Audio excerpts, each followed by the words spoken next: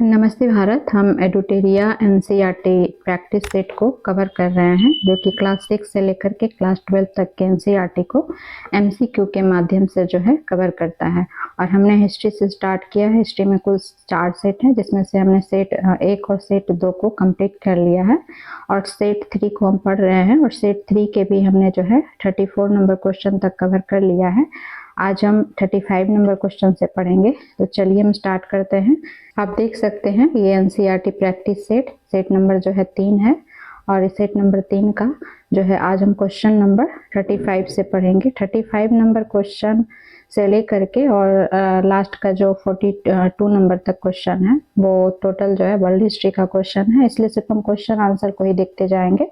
इसका डिटेल्स हम नहीं पढ़ेंगे, क्योंकि आपको भी पता है कि कम्पिटिटिव एग्जाम में वर्ल्ड हिस्ट्री से क्वेश्चन काफ़ी कम रहता है। ज़्यादातर मॉडर्न हिस्ट्री, एंशिएंट हिस्ट्री या फिर मेडिवल हिस्ट्री से रहता है। तो वर्ल्ड हिस्ट्री के सिर्फ क्वेश्चन आंसर को ही हम पढ़ लेते हैं, क्योंकि ये एनसीईआरटी को कवर करने का काम करता है। तो हम ये एक बार देख लेते हैं।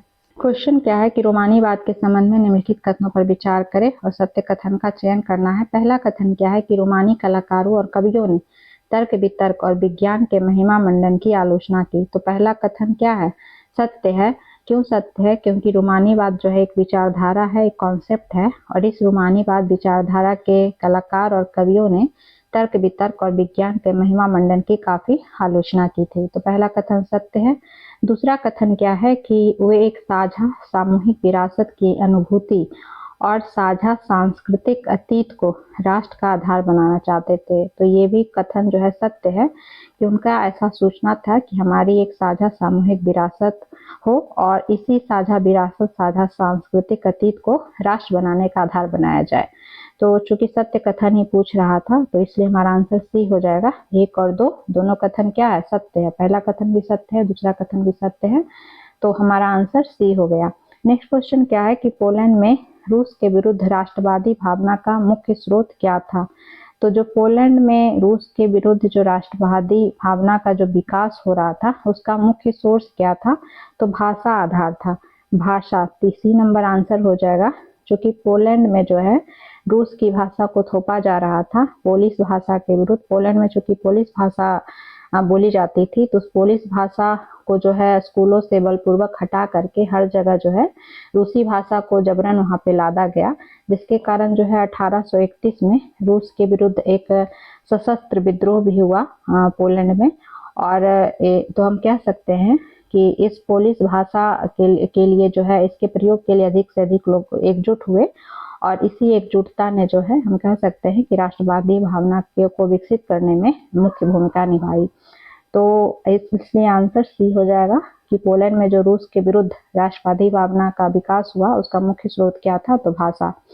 नेक्स्ट नंबर क्वेश्चन क्या है कि 1848 के फ्रांस की क्रांति के संबंध में निम्नलिखित कथनों पर विचार करें। 1848 में भी फ्रांस में क्रांति हुई है, तो उसके संबंध में कुछ यहाँ पे कथन दिया हुआ है और सत्य कथन का चयन करना है। पहला कथन क्या है कि इस क्रांति के पीछे मुख्यतः आर्थिक कारण जिम्मेदार थे। तो पहला कारण जो है, पहला कथन सही है कि जो 1848 में जो फ्रांस की क्रांति हुई, तो उस समय फ्रांस में वहाँ जो है खाने पीने की काफ़ी कमी देखने को मिली, व्यापक बेरोजगारी देखने को मिली, जिसके कारण जो लोग हैं, पेरिस के लोग सड़कों पर उतर आए। तो हम कह सकते हैं कि इस क्रांति के पीछे 1848 में जो फ्रांस की क्रांति हुई, उसके पीछे आर्थिक कारण जिम्मेवार थे। तो पहला कथन सत्य है। दूसरा कथन क्या है कि इस क्रांति के बाद जो है 21 वर्ष से ऊपर जो ये फ्रांस की क्रांति हुई, तो इस फ्रांस की क्रांति के बाद 21 वर्ष से ऊपर सभी पुरुषों को मताधिकार मिल गया। दूसरा कथन भी क्या है? सत्य है कि क्रांति के बाद जो है ऐसा जो है व्यवस्था किया गया। तीसरा कथन क्या है कि राष्ट्रीय सभा को गणतंत्र घोषित कर काम के अधिकार की गारंटी दी गई। तो चूंकि उस समय हमने अभी बात की कि बेरोजगारी काफी मात्रा में बढ़ गई थी, तो इसकी आवश्यकता थी, तो इस वजह से जो है जब फ्रांस की क्रांति हुई, तो उस क्रांति का ये प्रभाव हुआ कि राष्ट्रीय सभा को गणतंत्र घोषित करके काम के अधिकार की लोगों को गारंटी दी गई। तो तीनों कथन क्या है? सत्य है। तो इसलिए हमारा आंसर डी हो जाएगा। 1, 2, 3। पहला कथन भी सत्य है, दूसरा कथन भी सत्य है और तीसरा कथन भी सत्य है। तो इसलिए आंसर डी हो जाएगा, क्योंकि सत्य कथन ही पूछ रहा था। तो 1, 2, 3 तीनों कथन सत्य है। अगला क्वेश्चन है कि सेंट पॉल चर्च में फ्रैंकफर्ट संसद का आयोजन किस वर्ष हुआ? तो 1848 में हुआ। और आप इतना बस याद रखेंगे कि फ्रैंकफर्ट संसद का आयोजन किस देश से संबंधित है, तो जर्मनी से संबंधित है। जर्मनी में ये घटना जो है 1848 में घटित हुई। नेक्स्ट क्वेश्चन है कि जर्मनी के एकीकरण से है कि जर्मनी के एकीकरण के संबंध में निम्नलिखित कथनों पर विचार करें। जर्मनी का एकीकरण और सत्य कथन का चयन करना है। पहला कथन क्या है कि ऑटो वन बिस्मार्क ने ऑस्ट्रिया की सेना और नौकरशाही की मदद से जर्मनी को एकीकृत किया। बिस्मार्क का नाम आपने सबने सुना होगा। जर्मनी के एकीकरण में इनकी भूमिका काफी रही है। तो यहाँ उनका पूरा नाम दिया हुआ है कि ऑटो वॉन बिस्मार्क ने ऑस्ट्रिया की सेना और नौकरशाही की मदद से जर्मनी को एकीकृत किया। तो ये कथन गलत दिया हुआ है। बिस्मार्क ने जर्मनी को एकीकृत करने का काम किया है, बट यहाँ पर जो है ऑस्ट्रिया की सेना की जगह प्रशा की सेना हुआ होगा, क्योंकि ऑस्ट्रिया ने जो है मदद नहीं किया था। तो प्रशा की सेना और नौकरशाही की मदद से हम कह सकते हैं कि जो है जर्मनी को एकीकृत करने का काम बिस्मार्क ने किया। तो आधा कथन सत्य है, आधा कथन असत्य है। दूसरा कथन क्या है कि 7 वर्ष के दौरान प्रशा, डेनमार्क और फ्रांस से 3 युद्धों में ऑस्ट्रिया की जीत हुई और एकीकरण की प्रक्रिया पूरी हुई। तो दूसरा कथन भी असत्य दिया हुआ है, गलत दिया हुआ है। 7 वर्ष के दौरान यहाँ पे प्रशा नहीं होगा, बल्कि 7 वर्ष के दौरान जो है ऑस्ट्रिया, डेनमार्क और फ्रांस से 3 युद्ध में जो है किसकी जीत हुई? प्रशा की जीत हुई। प्रशा की जीत हुई और एकीकरण की प्रक्रिया जो है पूरी हुई। थोड़ा सा चीजों को इधर उधर कर दिया है, इसलिए दूसरा कथन भी असत्य है। सत्य कथन पूछ रहा था, तो इसलिए डी हो जाएगा, ना ही 1 ना ही 2, क्योंकि दोनों कथन क्या है? असत्य है। और इस जर्मनी के एकीकरण को आप कुछ डेट अगर याद रखना चाहे तो पहला प्रयास जर्मनी के एकीकरण का जो है 1848 में हुआ, जो कि संभव नहीं हो पाया। तो फिर जाकर के 1870 के दशक में जो है जर्मनी का एकीकरण हो पाया। और 1871 के वर्साय में एक समारोह को आयोजित किया गया। उस समारोह में जो है प्रशा का ही राजा विलियम प्रथम को जर्मनी का सम्राट घोषित किया गया, जर्मनी का एकीकरण करके। तो आप डेट याद रखेंगे, 1871 में जर्मनी का एकीकरण करके विलियम प्रथम को जर्मनी का सम्राट घोषित किया गया। नेक्स्ट क्वेश्चन इटली के एकीकरण से है। इटली के एकीकरण के संबंध में निम्नलिखित सत्य कथन का चयन करना है। पहला कथन क्या है कि ज्यूसेप्पे मैत्सनी क्रांतिकारी आंदोलनों के द्वारा इटली को गणराज्य बनाने का प्रयास किया।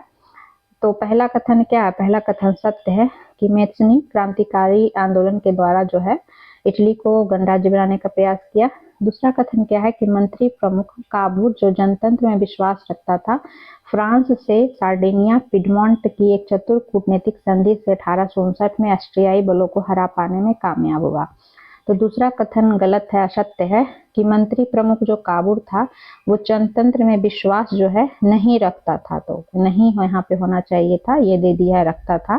हालांकि आगे का स्टेटमेंट सही है कि ये जो मंत्री प्रमुख काबूर था वो फ्रांस से सार्डिनिया पिडमोंट की एक चतुर कूटनीतिक संधि से 1859 में ऑस्ट्रियाई बलों को हरा पाने में कामयाब हुआ। तो इतना सही है, आधा जो है सही है, आधा गलत है, इसलिए पूरा कथन गलत हो जाएगा।